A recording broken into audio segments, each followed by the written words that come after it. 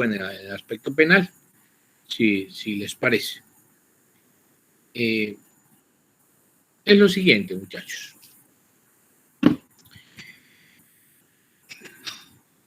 Esto no es sino la punta del iceberg de una discusión más profunda. ¿Cuál es esa discusión más profunda? Es si el proceso judicial constituye un instrumento de solución de conflictos intersubjetivos de intereses, o si el proceso judicial es el escenario democrático en búsqueda de la verdad de los asuntos con relevancia jurídica. Oigan esas dos visiones. Creo que ese es el punto mayoritario, o digamos que soporta la diferenciación entre si el juez debe o no decretar pruebas de oficio. ¿Por qué? ¿Y qué tiene que ver eso que acabo de decir? Vuelvo y lo repito. La posición antagónica de entender al proceso judicial como un simple instrumento o herramienta de solución de conflictos, o si el proceso es el escenario natural democrático en virtud del cual debe buscarse la verdad por parte del Estado para administrar justicia en los casos con relevancia jurídica. Miren que es un problema, digamos, de filosofía del derecho. Es un problema frente a la verdad. Si se quiere abordar el tema de una manera más comprensiva, hay que comenzar a desentrañar si la verdad debe ser una de las preocupaciones del proceso judicial o si por el contrario no lo es. Digamos que es un tema de teoría del proceso y de filosofía del derecho bien interesante. ¿Por qué? Porque aquí hay dos posiciones muy antagónicas. Una que dice, hombre, claro, por supuesto, que el proceso lo que debe buscar es la verdad. En virtud de que si se renuncia a la verdad, pues las decisiones podrán ser injustas. En cambio, la otra decisión dice, oiga, no, el proceso no es un problema de verdad o no. Entre otras cosas, porque buscar la verdad es muy difícil, casi que imposible, e incluso es un asunto irrelevante, según ellos, para administrar justicia. Aquí el problema es de determinar quién gana un pleito. Es un conflicto entre dos y lo que se trata es de determinar quién triunfó conforme a las reglas que la ley da y quién resulta triunfador y quién no, independientemente si eso sea o no la verdad. Eso ha creado dos escuelas del derecho procesal. Una, la que soporta la primera versión de que la verdad es fundamental en el proceso. Esa escuela se ha llamado escuela del intervencionismo judicial o escuela intervencionista judicial. Y la otra, quien considera que la verdad no es de incumbencia del proceso, se ha autodenominado ellos mismos como la escuela del garantismo procesal.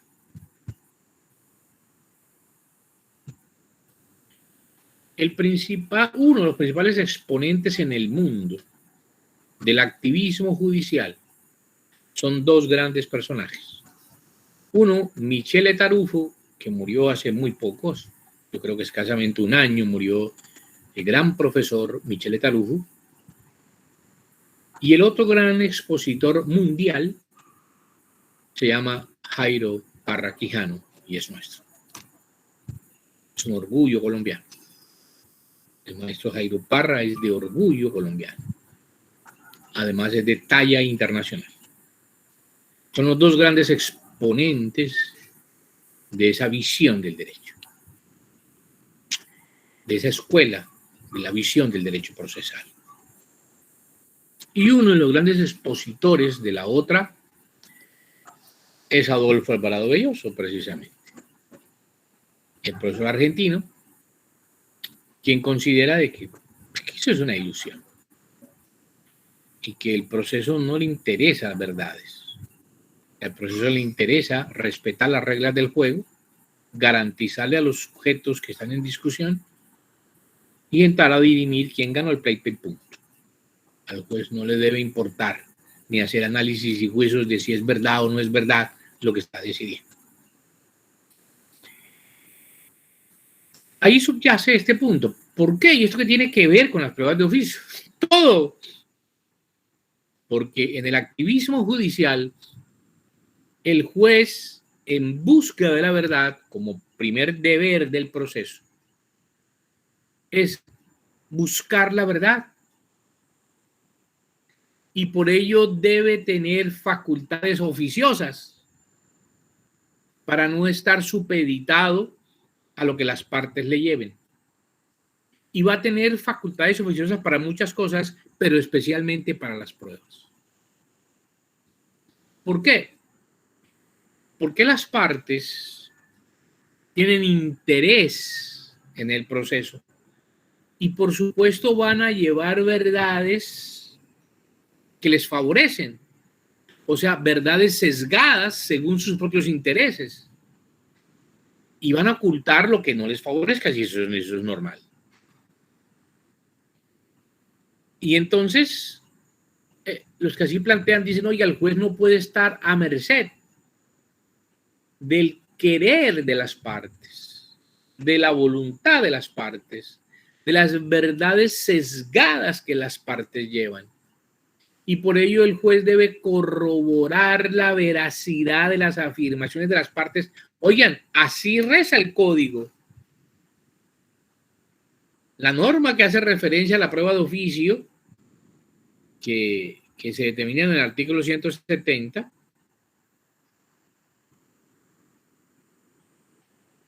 y el 169, dice, el juez deberá decretar pruebas de oficio en las oportunidades probatorias del proceso y los incidentes y antes de fallar, cuando sean necesarias para esclarecer los hechos objeto de la controversia. Y el 169 dice, las pruebas pueden ser decretadas a petición de parte o de oficio cuando sean útiles para la verificación de los hechos relacionados con las alegaciones de las partes. A eso me estaba refiriendo. Y entonces, ojo, con base en ello, se plantea de que el juez pues no podría estar supeditado a lo que las partes deben, sino que debe tener herramientas para poder corroborar la veracidad de lo que las partes le están diciendo y poder decretar pruebas de oficio. Entonces miren que no es de poca monta la problemática que subyace en este fenómeno, en este gran fenómeno. Adolfo Alvarado es un extraordinario profesor. Yo quiero hablar muy bien de Adolfo Alvarado. Mal haríamos no hablar bien de Adolfo Alvarado. Es uno de los grandes procesalistas del mundo. Y lo estoy diciendo porque el hecho de que no compartamos esta visión no significa que no podamos hablar bien de él. Es un gran profesor. Extraordinario, pues yo recomiendo sus libros. No sino que ustedes coloquen en la barra de Google Adolfo Alvarado Belloso y sale una cantidad de textos de ese gran profesor. Pero no podemos compartir esa visión. Pero miren las cosas que él dice, son muy interesantes. Además, oírlo hablar es un gran placer. De su inteligencia, de su locuacidad. Y además que lo arropa y lo abraza a uno con ese acento argentino, que lo va llevando uno de la mano de las cosas que él quiere llevar. Y mire cómo dice él. En varias oportunidades le he visto esas salidas. Dice él, mire, siendo yo Ya yo no sé si eso es verdad o se lo inventó, pero el primero que lo escuché yo dije, eso debe ser verdad. Dice él, siendo yo juez de la Suprema Corte de Argentina, dice él, estaba yo en mi despacho y entró abruptamente uno de los grandes jueces de la jurisdicción y entró iracundo. Y entonces yo le increpé, le dije, ¿qué le pasaba? Me dijo, no, es que definitivamente yo necesito resolver esto hoy. Y dijo, ¿qué le pasa? Me dijo, mire, yo tenía la sospecha de que mi señora esposa me estaba haciendo infiel y comencé a ponerle algunas trampillas para yo determinar si lo era o no. Y ya logré determinar que sí, pero además del dolor, de la rabia que me da que mi esposa me sea infiel, se exacerba mi ira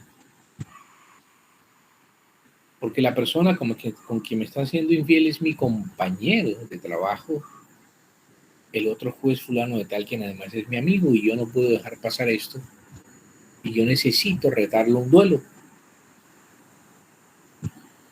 porque las cosas de honor se resuelven con duelos. Y entonces dice él que él a ambos los quería como a sus hijos y que no sabía qué hacer, pero que observaba que tenía razón el primer juez. Y decidió entonces convocarlos a un duelo. Sí, un duelo, así como el lejano oeste. Esto parece macondiano, es una historia casi macondiana. Es casi, miren, casi de la talla de Crónica de una muerte anunciada. Todo el gran texto de nuestro Nobel, Gabriel García Márquez, se desarrolla en relación a una cosa anacrónica, obsoleta y absurda, que es la virginidad de una mujer. Eso es macondiano. Eran las épocas que todavía en algunos pueblos nuestros se da de que las mujeres cuando se casan y si no salen vírgenes las devuelven. Y toda la historia de Crónica de una muerte anunciada así pasó. ¿Por qué? Porque los hermanos Vicario pues tenían que salvar el honor de la familia, porque supuestamente Santiago Nazar era quien había deshonrado, oigan la palabra, deshonrado a su hermana y deshonrado a su familia. Y entonces tenían que matarlo y efectivamente las primeras páginas de ese texto comienza cuando Santiago Nazar pretende ingresar en el portón gigantesco y los hermanos Vicario le dan alcance y allí en la puerta con armas blancas, con machetes, porque ellos eran matarifes, le dan muerte a Santiago Nazar. De ahí para atrás, con la genialidad de García Márquez, comienza a desarrollar la historia hacia atrás para volver nuevamente hacia el comienzo. Cosas anacrónicas, sí, pero son macondianas. Y efectivamente lo que Adolfo Alvarado nos está contando es una historia macondiana. Y entonces decir que son cosas de honor, la infidelidad es un problema de honor, y entonces tiene que resolverlo a través de un duelo como el lejano oeste. Dice él entonces, obviamente, oírlo contado por él es una cosa fascinante. Y entonces dice él que citó el gran duelo. Pero como él tenía en alta estima a los dos, no sabía qué hacer, porque él decía, hoy alguno de los dos muere, y no sabría él a quién escoger, pero tenía que hacerlo. Entonces dice él que él escogió las armas con las cuales los dos contrincantes se iban a hacer los pasos, 12 pasos hacia atrás, voltearse y dispararse. Él escogió las armas, unas armas pequeñas, hermosas. La llevó en un estuche. Pero para sorpresa de los dos contrincantes, observaron que el estuche de armas no contenía 2 armas, sino 3. Y que la otra era para él, que iba a ser el juez de ese duelo. Y que él, aun cuando no había decidido previamente quién, seguramente cuando estuvieran contando los 12 pasos, iba a escoger quién debía morir y quién no. Y que al final entonces él iba a disparar contra quien debía morir.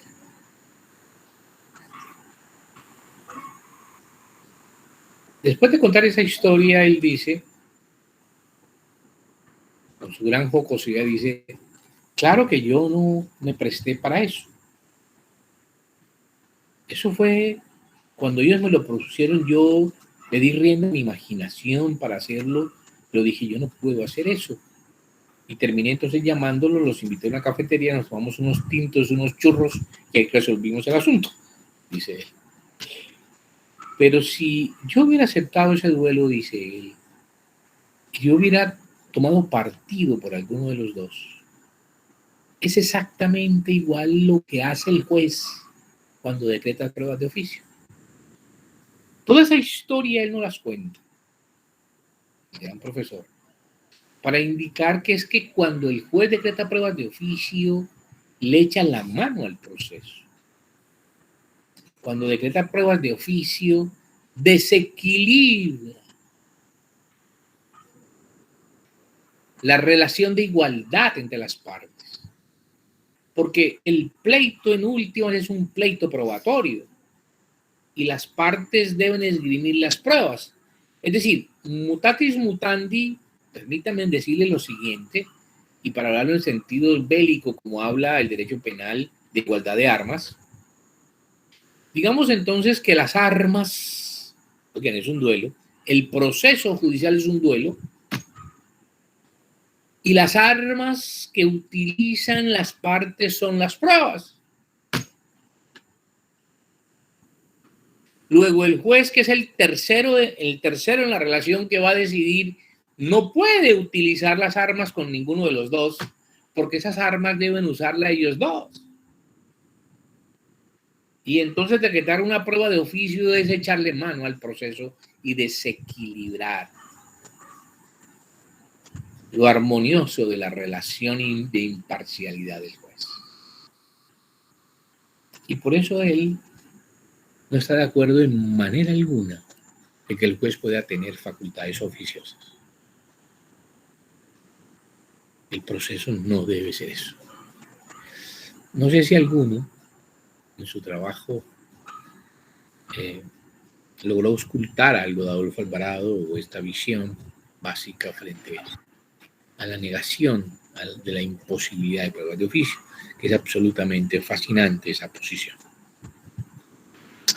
Profe, sí, en nuestro trabajo, disculpe, pensé que en nuestro trabajo algo de eso que usted acaba de decir, relacionado pues bastante con ello, y fue que, bueno, dijimos que en primera medida eso de la igualdad de armas era un motivo para que al juez se le prohibiera, bueno, en este caso en el derecho penal, lo que hablaba la Corte en sentencia 396 del 2007, decía que pues es a las partes a quien le toca probar. ¿Por qué? Porque ellas son las que están, dice que un proceso es un interés de partes, son las partes quienes van a debatir o van a pretender buscar, en este caso, defenderse la parte pues demandada, y la fiscalía quien va a pretender imputarle un delito, y que en este caso la fiscalía en algunas veces va a tener, digamos, un tipo de ventaja, por decirlo así. ¿Por qué? Porque cuenta con más recursos económicos, entre otras cosas. Entonces, entra eso que usted dice de que si el juez comienza a decretar pruebas, de alguna u otra manera le estaría dando el lado a una de las dos partes. Por ejemplo, si comienza a indagar sobre lo que sucedió, sobre si el acusado verdaderamente es culpable, pues entonces allí habría, digamos, un desequilibrio procesal, porque no estaría dándose la igualdad, ni se estaría dando lo que es llamado como un buen debido proceso, creo que decía allí la sentencia, pero sí tocamos bastante de eso que usted dijo y es algo bastante interesante porque... ¿Se te fue el micrófono? No, profe, ya. Bueno. Eso era lo que quería decir. Profe, nosotros también hablamos yo cité a Alvarado Belloso para como que poner de presente esas contraposturas, una acción de la prueba de oficio en el proceso penal. Y expusimos que, por ejemplo, Alvarado Belloso, en uno de sus libros, hablaba de que en la marcha del litigio, quienes alimentan, así decía textualmente, probatoriamente y podrían dar por terminado en las circunstancias que consideren el proceso son las partes. Entonces, él decía que conceder la posibilidad al juez de que ordene la práctica de pruebas de oficio sería como retroceder a un sistema inquisitivo donde el juez era juez y parte al mismo tiempo. Entonces ahí no regían efectivamente garantías constitucionales como las de igualdad e imparcialidad. Eso es lo que decía el doctor Alvarado. Ok, pero él no estaba hablando del proceso penal. No, en general. En general, entre otras cosas, es un gran civilista. Y él se refería a la imposibilidad incluso en el proceso civil de que da pruebas de oficio. Profe, yo lo cité en el proceso penal en el sentido de poner como esas dos posturas que existían. Ok, sí, eso está bien.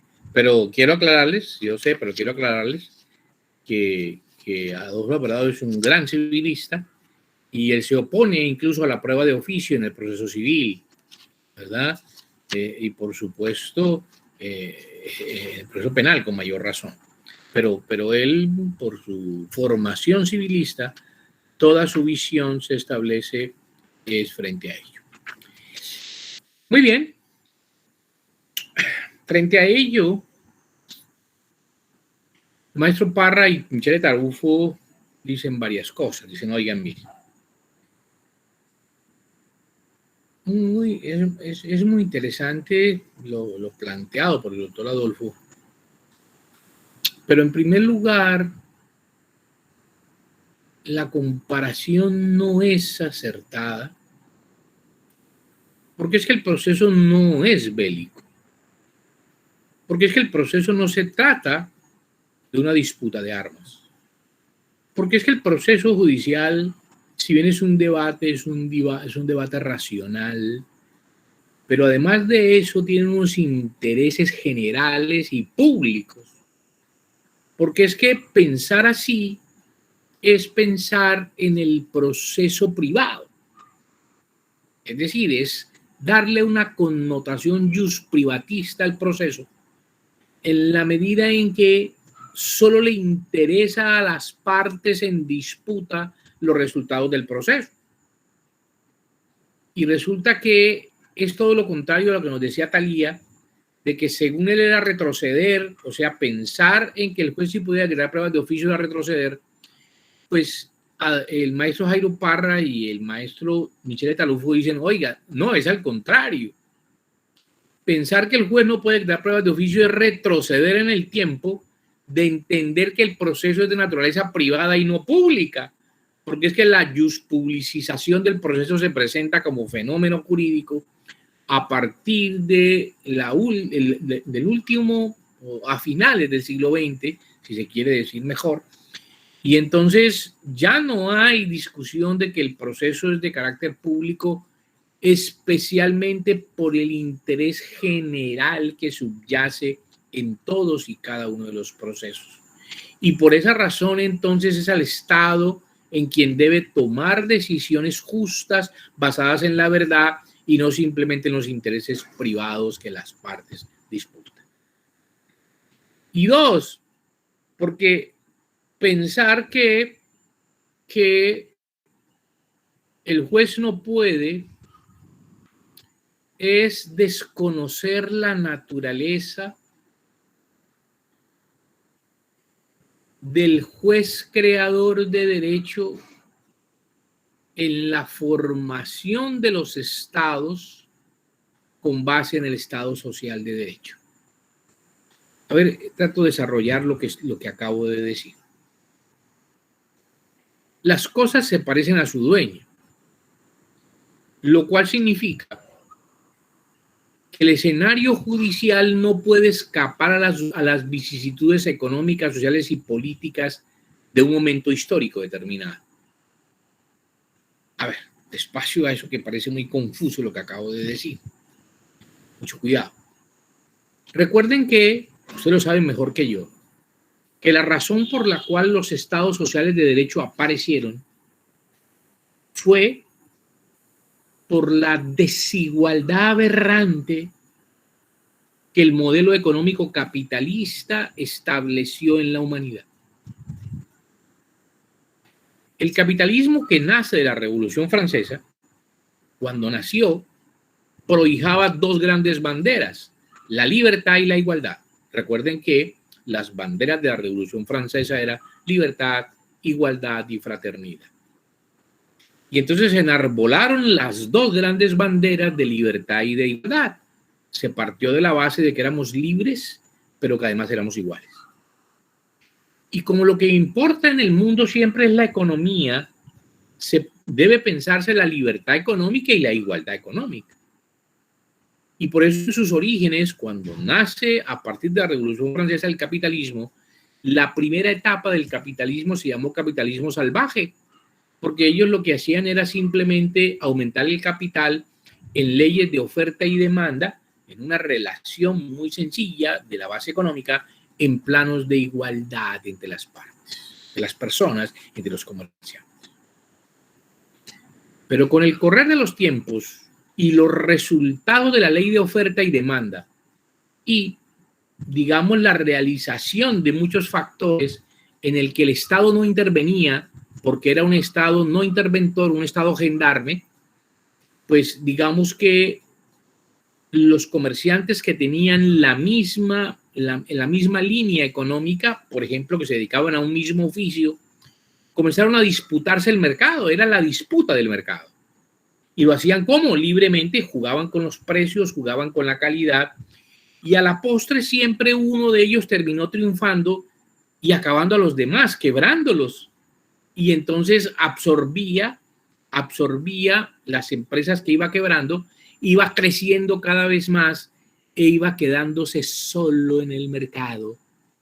Y aparece lo que la historia denomina la segunda etapa del capitalismo, que se llama el capitalismo monopolista. Oigan bien, los monopolios. Esa es la explicación económica de por qué surge el Estado social. ¿Por qué razón y qué tiene que ver los monopolios en esto? Los monopolios hacen que unas empresas se queden con el mercado y comiencen entonces a adquirir unas riquezas inusitadas que trascendieron incluso las órbitas de sus propios estados y se convirtieron en transnacionales y en grandes trusts, como la Coca-Cola, por ejemplo, de Company. Y entonces eso creó la más aberrante desigualdad económica en el capitalismo. Las empresas con grandes capitales de dinero y los trabajadores casi que muriéndose de hambre, casi no, efectivamente muriéndose. Las estadísticas demuestran que nunca un tipo histórico de Estado, ni siquiera la esclavitud, había mostrado tanta muerte por física hambruna de las personas. Y los estados cruzados de brazos porque eran estados gendarmes. Y entonces los estados tuvieron que intervenir, y para intervenir a través del estado bienestar, que fue el primer estado que comenzó a surgir, pues la idea ¿cuál fue? Hombre, para poder intervenir había que reconocer que no éramos iguales, porque el dinero nos volvió diferentes y desiguales. Y entonces al reconocer la diferencia, nace el concepto de igualdad material, el concepto de solidaridad y que hay que rescatar la dignidad humana por encima de la economía, que son las tres bases del Estado Social de Derecho. Los tres principios básicos: igualdad material, solidaridad y dignidad humana. No sino que repasen el artículo 1 de la Constitución. Colombia es un Estado social de derecho organizado en forma de república. Y luego dice, por allá más abajito, fundado en el principio del respeto a la dignidad humana, el trabajo y la solidaridad y el interés general de sus decisiones. Y entonces, muchachos, ustedes dirán, ¿y esto para qué? Recuerda que empecé diciendo que las cosas se parecen a su dueño. Entonces tenemos que indicar lo siguiente: si es una verdad de apuño de que nosotros no somos iguales, ¿por qué pensar que en el proceso judicial sí lo somos? Es una ilusión, eso es una mentira.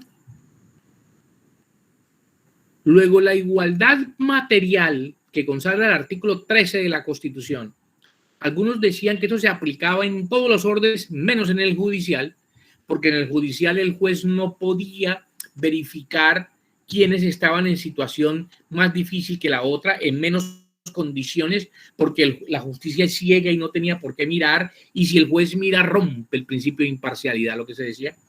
Y entonces se fueron refractarios al decir que el artículo 13 de la Constitución no se aplicaba en el ordenamiento jurídico y en el ordenamiento procesal. Pero la fuerza de los hechos determinó que las situaciones económicas no solamente penetran en las esferas de la sociedad, en las órbitas de los poderes públicos, administrativos y legislativos, sino que también penetra en el poder judicial.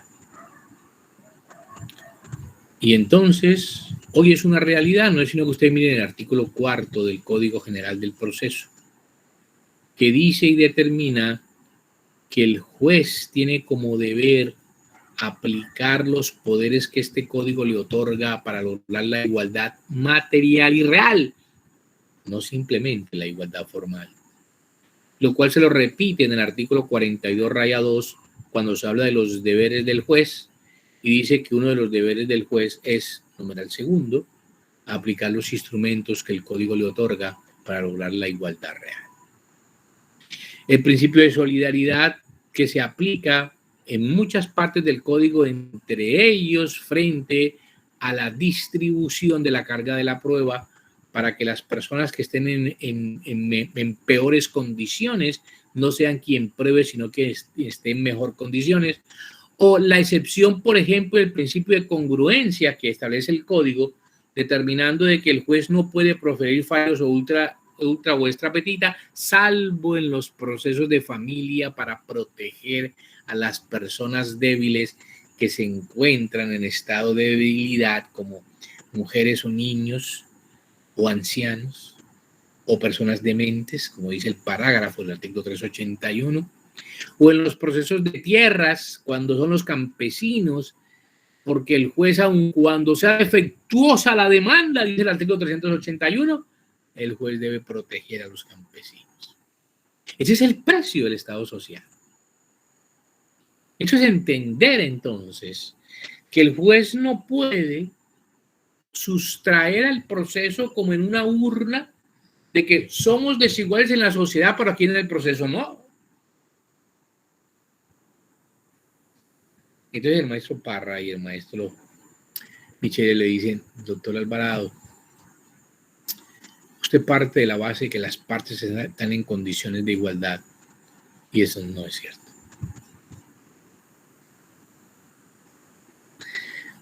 Tampoco es que el juez vaya a favorecer a los menores, a los pobres, y que sea un juez Robin Hood. No hay nada más de desnable que eso.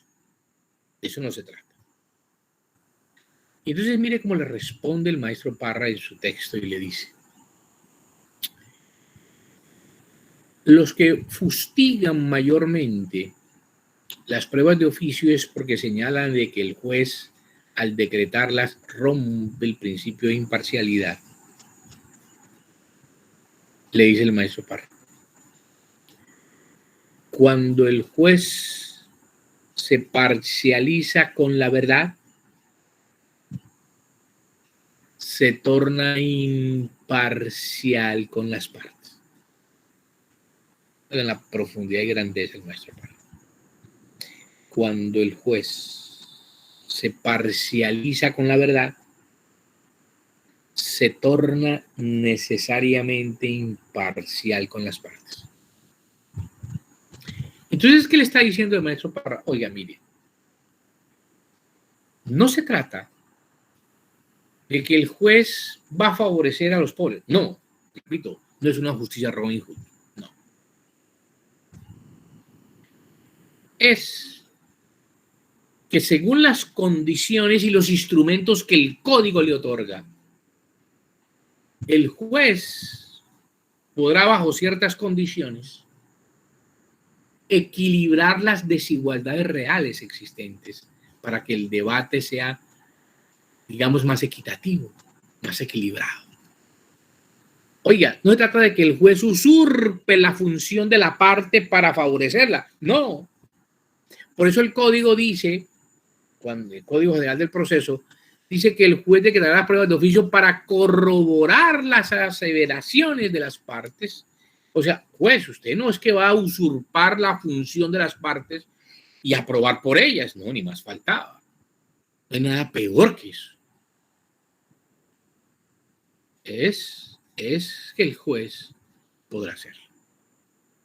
Digamos que ahí están los fundamentos filosóficos frente a las pruebas de oficio, que conforme a las reglas que ustedes leyeron y que me dicen que en civil pues fue clara y que hay ejemplos y todo, porque nuestro código, incluso el Código de Procedimiento Civil, le permitía al juez la posibilidad de que te pruebas de oficio. Pero es que hoy el Código General le impone un deber. ¿Dónde está el deber? Si usted revisa el artículo 42-2, no sé si alguno lo referenció en su trabajo, porque esa norma es fundamental para las pruebas de oficio. Oigan, dice el artículo 42, dice, son deberes del juez, numeral 4, emplear los poderes que este código le concede en materia de pruebas de oficio para verificar los hechos alegados por las partes. O sea que la prueba de oficio es un deber. Y por eso es que el 169 y el 170 está redactado así. Dice el 170, el juez deberá decretar pruebas de oficio. No dice podrá, deberá, es un deber del juez. Es el precio del Estado social. Y entonces, muchachos, es una connotación absolutamente distinta. Nuestro proceso civil lo ha entendido así claramente hace mucho tiempo y las pruebas de oficio están allí establecidas. Pero vino nuestro Código de Procedimiento Penal y el artículo 361 es muy absolutamente lacónico, donde dice, en ningún caso el juez podrá decretar la práctica de pruebas de oficio. Punto. Oiga, la norma es contundente, clara, y yo creería que si uno le aplica ahí los criterios de interpretación no hay nada que hacer. La norma ni es oscura ni es ambigua, y ustedes saben que la ley 153 de 1887 dice que al juez no le es dable desatender el tenor literal sobre pretexto de consultar su espíritu. Eso dice la ley 153. Luego, no podemos salirnos del tenor literal porque es muy claro para buscar un espíritu que no está. Y si la norma dice que en ningún caso, listo. Eso sería una interpretación muy legalista, pero los juristas deben preguntarnos, oye, ¿y por qué? ¿Por qué el proceso penal lo hace? Además, uno se preguntaría, oiga, ¿por qué razón en el proceso civil no solamente el juez puede decretar pruebas de oficio, sino que es un deber de él? ¿Y cuál es la razón para que en el proceso penal no solamente no pueda, sino que le está prohibido hacer? Entonces uno oye cosas como estas. Es que la sistemática del proceso penal lo prohíbe, lo cual no es cierto. Hay sistemas acusatorios en el mundo donde sí se puede decretar prueba de oficio.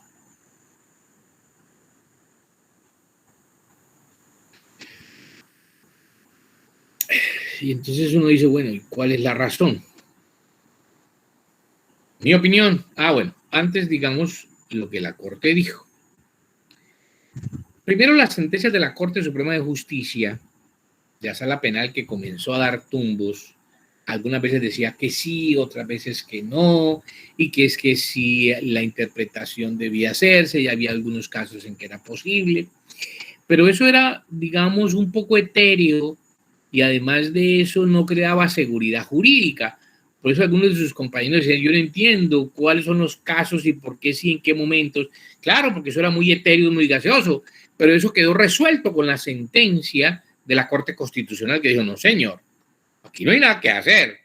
Declaró exequible sin ninguna condición el artículo 361.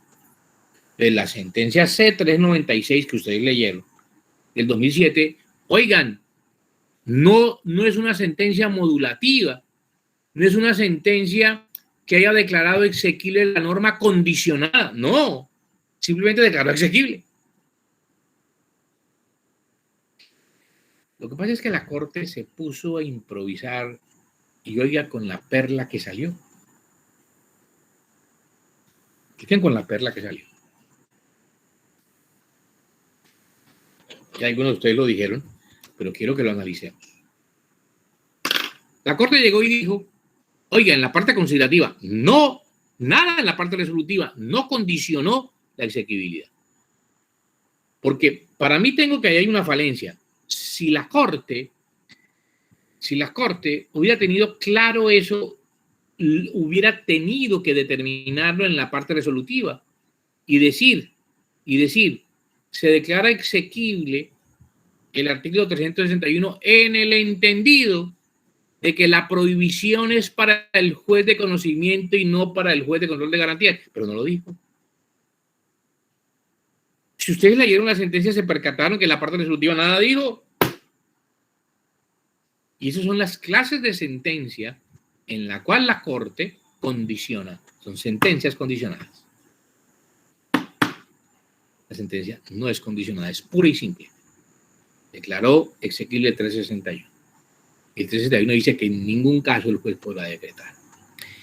Pero bueno, vamos a penetrar un poco en la parte considerativa, donde la Corte dice, oiga, es que el juez de control sí, pero el juez de conocimiento no. Yo se pregunto, ¿y de dónde a qué la Corte dice eso y con fundamento en qué carajo?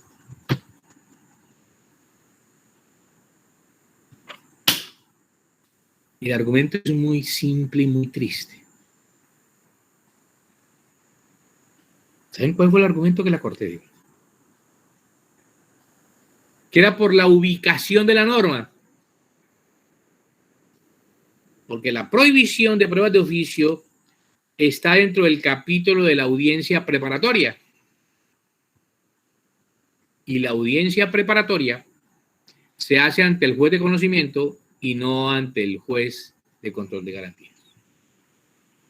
Luego, la prohibición por la ubicación de la norma era para el juez de conocimiento y no para el juez de control.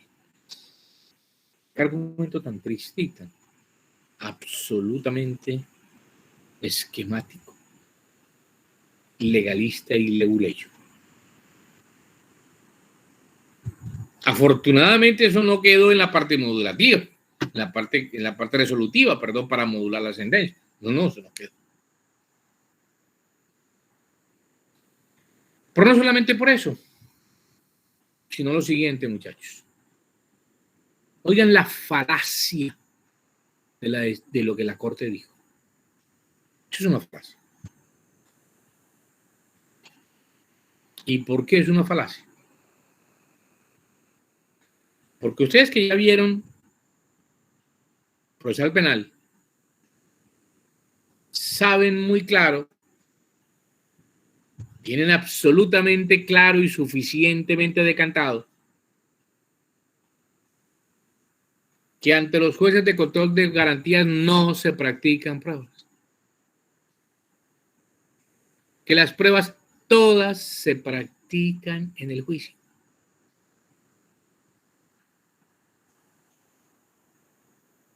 Y si se practican en el juicio, ¿quién las practica? ¿Ante quién se practican? Pues ante el juez de conocimiento, que es el que hace el juicio. Luego es un argumento falaz decir que el juez de control sí, porque es un juez constitucional y entonces él está por encima de la ley y puede hacerlo. Sí, pero es que el juez de control no practica pruebas. Cuando él va a resolver en las audiencias preliminares, las partes le llevan elementos materiales probatorios que son cosas distintas y no se practica prueba ante él. ¿Cómo hay que te pruebas de oficio? No tiene sentido.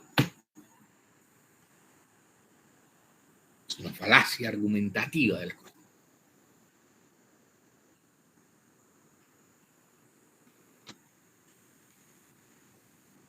Luego, muchachos, la norma es clara, además fue declarada exequible de que en ningún caso el juez podrá quedar pruebas de oficio.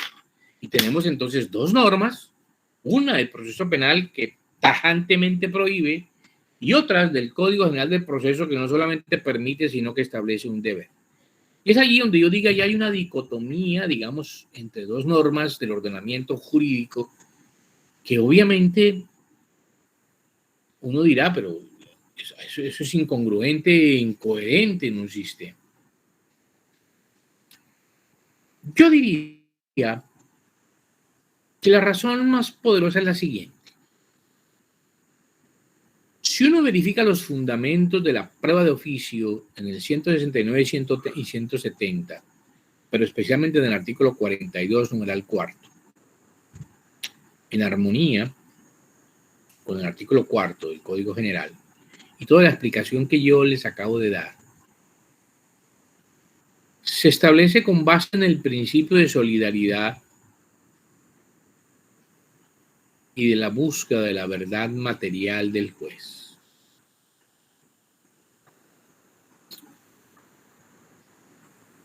Bajo el entendido de que no somos iguales y por tanto hay instrumentos que permiten que quien está en mejor condición pruebe, como veremos más adelante, desde la carga de la prueba. Y entonces digamos que es allí donde el juez podrá decretar pruebas de oficio, reitero y repito, frente a ciertas condiciones y circunstancias, pero especialmente de las partes más débiles de la relación, que es lo que le permite al juez actuar oficiosamente. Uno se preguntaría, como alguna de sus compañeras lo dijo muy brillantemente, permitirle al juez que decrete pruebas de oficio así de manera general, ¿le permitiría que el juez pudiera ordenar una prueba que la fiscalía no estableció en contra del procesado? Entonces alguien diría, no, pero es que el juez podrá decretar pruebas de oficio a favor del procesado. En buena parte. Es decir, digamos que sería así como el indubio pro reo, pues sería una prueba de oficio indubio pro reo, es decir, en favor del reo. Y uno se pregunta, pues ¿para qué? ¿Para qué si el reo tiene algo que se llama presunción de inocencia?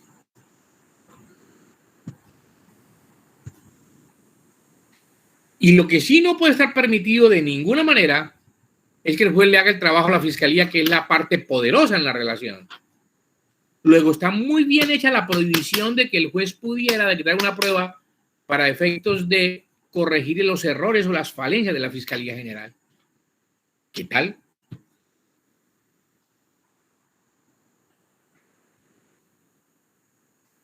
Y entonces digamos que en ese sentido es afortunada la norma bajo esa visión, porque digamos que no tendría sentido otorgarla en favor del procesado porque tiene algo que se llama presunción de inocencia y que entonces no necesita decretar pruebas de oficio para favorecer o para que se favorezca con la prueba el procesado, porque él tiene ese manto protector de presunción de inocencia.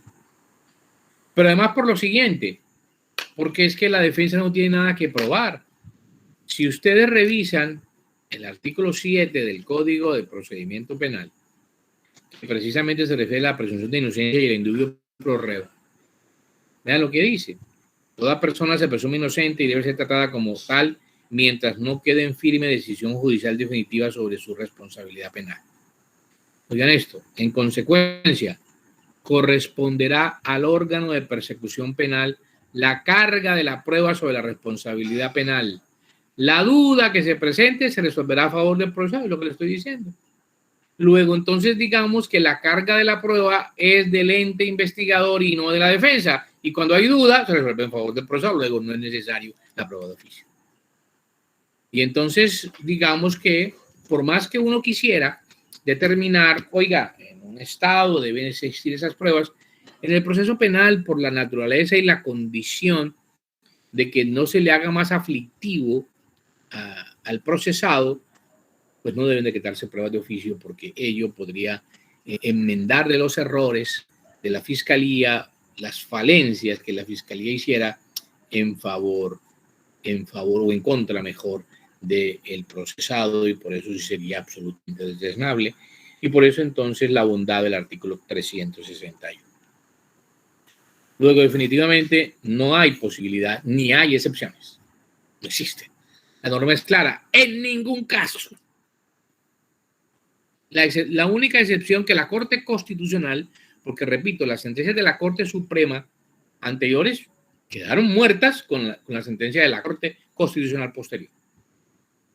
La única excepción que la Corte Constitucional dijo era para el juez de control de garantías, pero les acabo de decir que eso es un canto a la bandera, porque el juez de control de garantías nunca practica pruebas. Luego, entonces, la prohibición quedó para la práctica de pruebas y eso le corresponde al juez de conocimiento. No sé si ha sido claro. Sí, claro, profesor. Sí, profesor.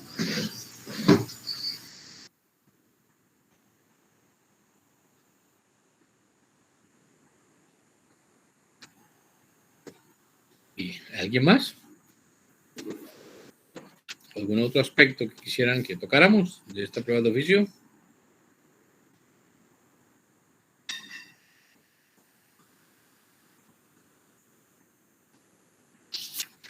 Profesor, en el aspecto administrativo.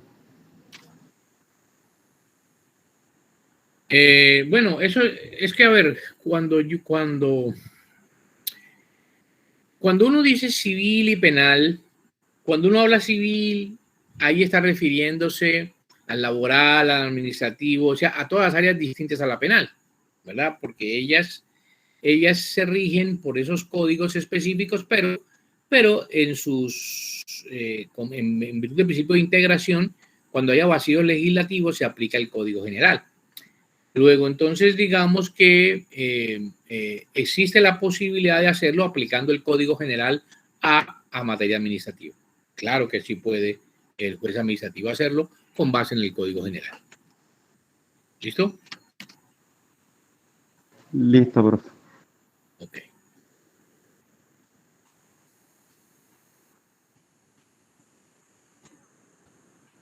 Bien. ¿Les pareció provechosa la lectura, verdad? Sí, profe. Claro, profesor. Bueno, para mí fue provechoso enredarme y ahora en esta clase desenredarme. De eso se trata. De eso se trata y yo creería que ese es el camino, muchachos. Miren que me gusta esto con ustedes porque supuestamente ya ustedes habían visto la parte general del código, sobre la parte general de la parte de pruebas. Pero entonces miren que hay cosas que quedan sobre la marcha y eso ocurre en todas las materias y por eso uno debe recorrer nuevamente los caminos y comenzar a hacerlo por el camino de la investigación y de la lectura. Es absolutamente fundamental. Y de cuestionarse y de uno mirar cosas que que van a servirnos mucho. ¿Listo? Claro que sí, profe. Bueno. ¿Todos entregaron un trabajo? Una señorita me escribió, yo por ahí, Andrea, hablo contigo después, que tuvo algún inconveniente, pero de resto todos los demás entregaron trabajo, ¿verdad?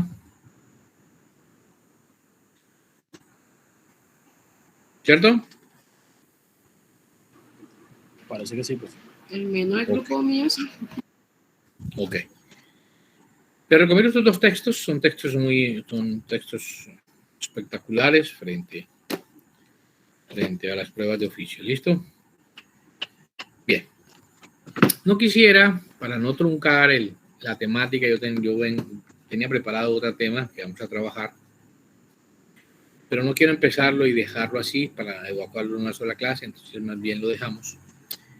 Y para que sepan y para que vayan preparando, vamos a trabajar sobre la carga de la prueba. La carga procesal y la carga de la prueba. Y frente a la carga estática y la carga dinámica, vamos a trabajar. ¿Listo? Pero lo hacemos la próxima clase. Listo, profe. Listo, profesor. ¿De acuerdo? Bueno, muchachos. Me complace saludarlos. Cuídense mucho. Hasta luego. Igualmente, profe. Bueno, profe, igualmente. Gracias. Gracias, profe. Hasta luego.